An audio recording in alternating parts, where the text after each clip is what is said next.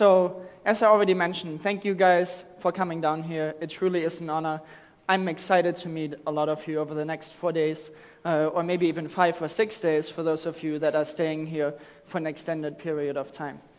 Now, what I want to share with you today are basically 3 simple stories. 3 things that I've picked up along the way that really help me live the life and create the life that fulfills me, that excites me, and that fuels me. And I hope that some of those things might also spark an idea in you that create a change. Because if we achieve that, I think I've accomplished a lot. So, the first thing that I wanted to talk about that you see on the next slide is I want to start with a dangerous question. Because I think when you ask the wrong questions in life, you can get the wrong results. It's all about the questions that we asked ourselves. Albert Einstein always said, if I want to solve any problem, I would spend 99% of my time thinking about what question to ask. Because the solution will present itself when you ask the right question. So I start out with a dangerous question because this is a question that I see a lot of people asking themselves. So what you will notice is, and what you're probably wondering by now is, what is this question that I'm talking about? Who here wants to know? I'm glad, because I'll give you the answer. This question created a lot of challenges for me in my life, and the question is, what is my life purpose? How many here have asked themselves, what should I do with my life? I know I have all the time. But I find that it can be a really, really bad question. Because a lot of us, we go through life and we think, we get the answer to this question, then everything will be so much easier. Because then I know what to do with my life. But I'll explain to you why for me that wasn't the case. And maybe you can also replace this with a different question. So, on the next slide, what you will notice is that this question, what is my life purpose, can be as useless as most company mission statements. You can see on the cartoon, if you can read it, it basically just says more. I want more out of life. Or a company wants to do more of what they're already doing. So even if you came up with an answer to the question, what is my life purpose? Let's just say my life purpose is to improve other people's lives. That's a beautiful statement. But how does it help me? What should I now do with my life? It's not so simple. So we need to keep pushing a little bit further. So on the next slide, you can move right along, is I discovered the struggle with this when I went to the Stanford University. I was really fortunate to get into Stanford's MBA program, which is a fantastic program. I mean, the caliber of people that I met there, it's truly an honor to be among such a group of smart people. These are people that have worked really, really hard their entire life, and they were all lucky enough to be there. I say lucky enough because in a way it's a little bit of a lottery. There's so many people that apply that are amazing. These are the people that got in. Well, when I was at Stanford, we had many conversations about, hey, why are you here? What do you want to do with your life? Well, these are really smart people. They've worked really hard. They had a very specific goal of getting to the Stanford Business School. But at least half of the people there, it's like looking deer in the headlights. They don't know. They don't know what to do with their life. They can't figure it out. And I was no better when I first arrived at Stanford. I don't know what to do. What is it that I want to do with my life? And that question is so overwhelming that a lot of people stop asking. And they don't come up with a different question. And then they just start making choices that are not very good choices. Now, what you will see is there's a curse that we all have. All of you here in this room have many, many talents. You're very, very smart, which means automatically there's many things you can do with your life. As I mentioned one example, if you created and said, my life purpose is to help improve people's lives, I could do that by joining the Peace Corps.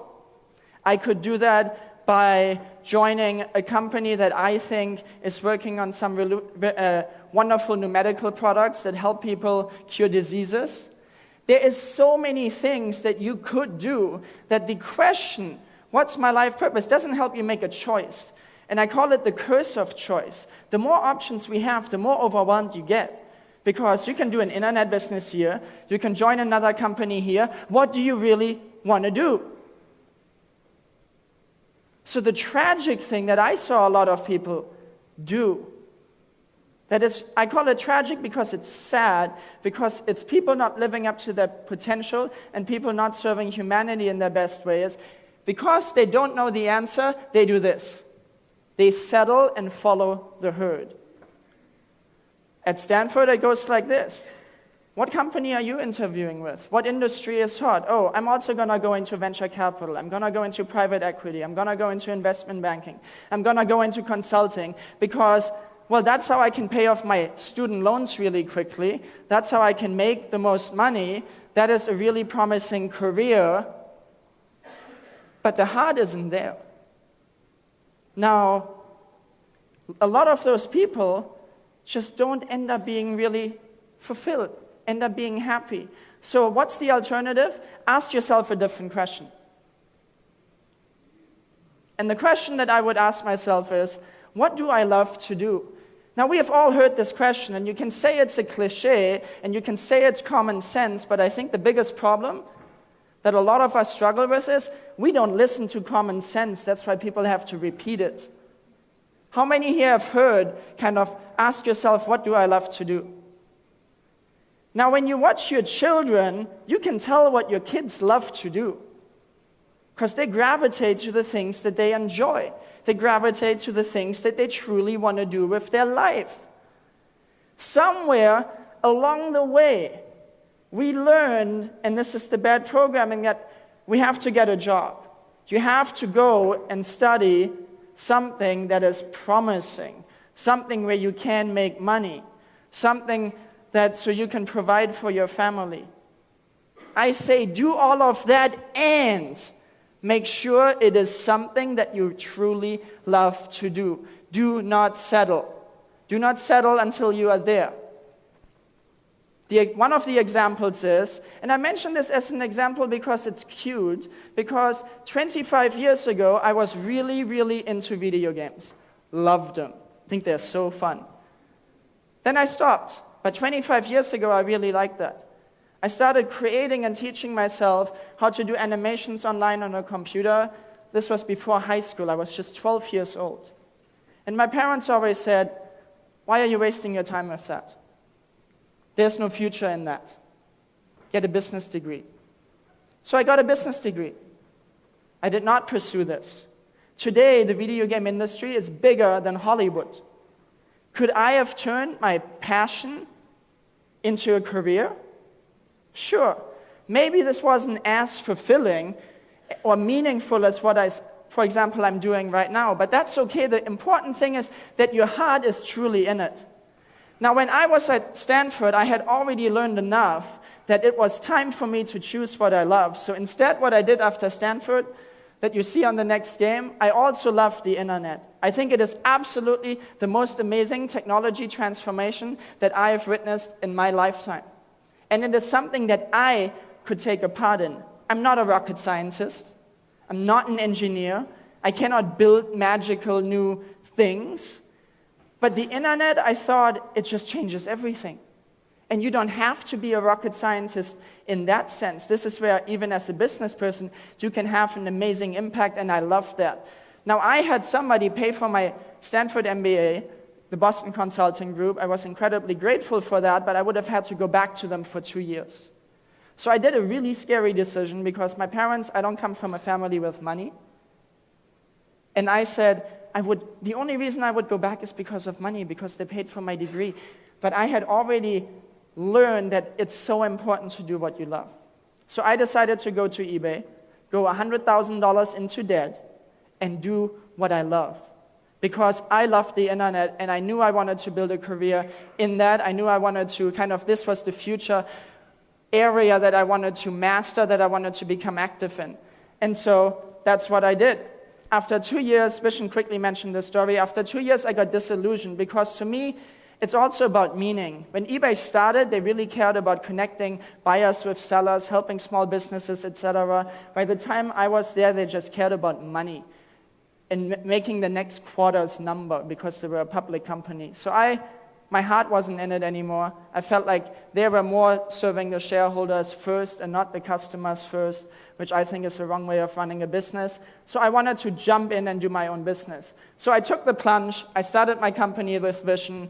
And on the next slide, you will see that my first apartment that I lived in didn't look like much. The picture doesn't look great, but I was living in a little closet, spending about $400 a month on rent, because I wanted to bootstrap myself. Pursuing my dream came first. Doing something I love came first. And there is something beautiful that happens. 3 things happen when you do what you love. And those 3 things are so important. And you all want them, but you can only get them truly when it is doing something that you love. The first thing is, you will have an abundance of energy. Now, how many here think that having a lot of energy is important? I think it's vital. I think it's critical in life because you want to be energetic with your family, you want to be energetic in your work. Now, how many think it's easier to have a ton of energy when you're doing what you love versus when you're doing what you hate? Now, how many of here, even though you know that, have at some point or another pursued jobs where you just couldn't stand it? Now, it's okay, but it's once we have that knowledge, I think it's time to make a change. Now, there's another way of also getting energy. I think doing what you love is most important because we spend most of our lives working. Now, the beauty is, when you're doing what you love, it feels like play. You get to be a kid again. Kids have fun. They don't complain that it's Monday. They love Mondays. I love Mondays.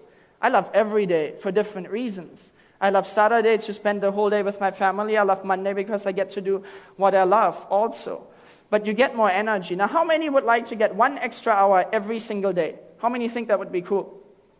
I can give you that hour, but I can guarantee you that all of the hands that are raised, very few of them will actually do what I just recommend. Again, it's sad, but most of us, even though sometimes the answers are pretty simple, we don't do them. Here's what I've discovered. I used to sleep 8 hours a day. I don't use an alarm clock. I just sleep however much my body needs because I think sleep is really, really important. But then I started something else. I started exercising in the mornings. Every morning when I get up, I exercise. And something crazy happened. I exercise for maybe sometimes just half an hour, really good, solid exercise, and my body, I sleep way less.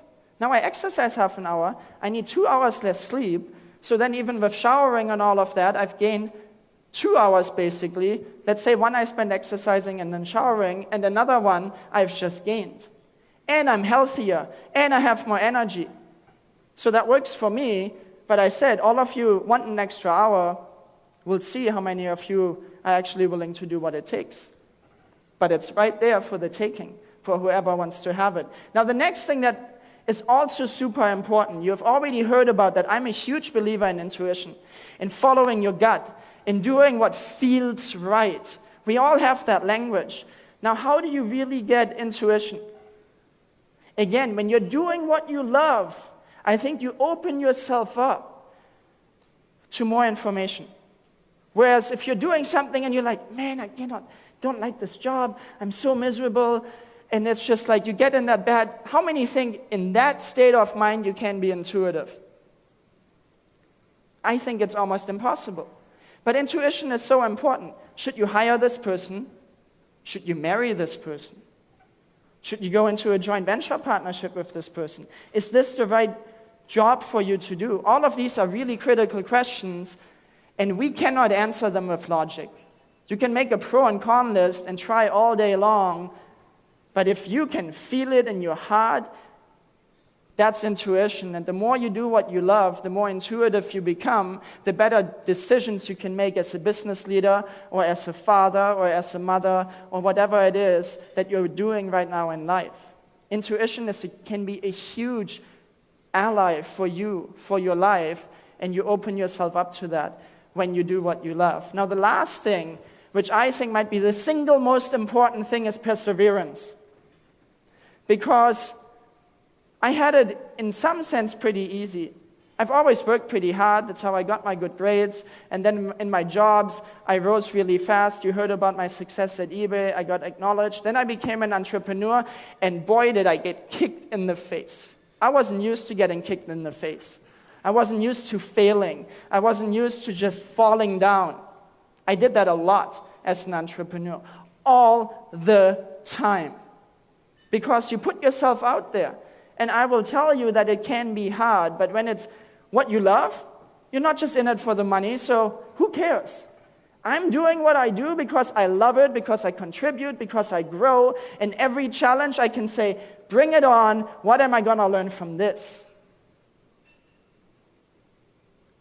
Perseverance is so important because things are harder than you ever expect, but if it comes out of a center of love, out of passion, because you are just in it, then you have a different mindset for it and you don't give up. All these statistics that 9 out of 10 startups fail, well, I would actually look at that and break that down and ask the people that are in it and doing what they love, is it still 9 out of 10? Or is it just people are so hungry for the get rich quick here, I don't have to do anything syndrome?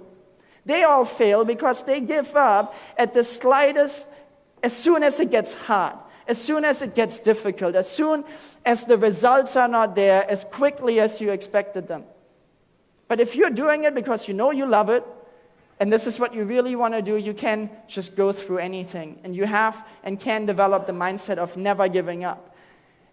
And that's kind of what you develop with this.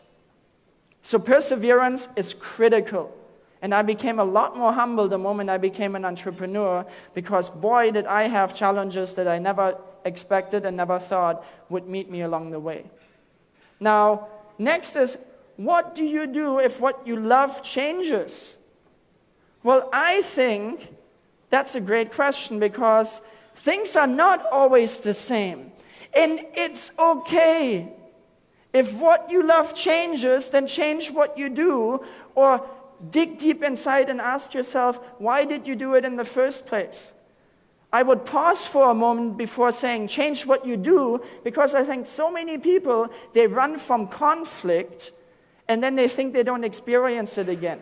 Whether in business or in relationships, you can be with a partner and run and go into a new relationship and think, oh, I won't have these problems in the new relationship. Well, before you do that, look truly at yourself and be honest with yourself. And see, what is it that I need to learn?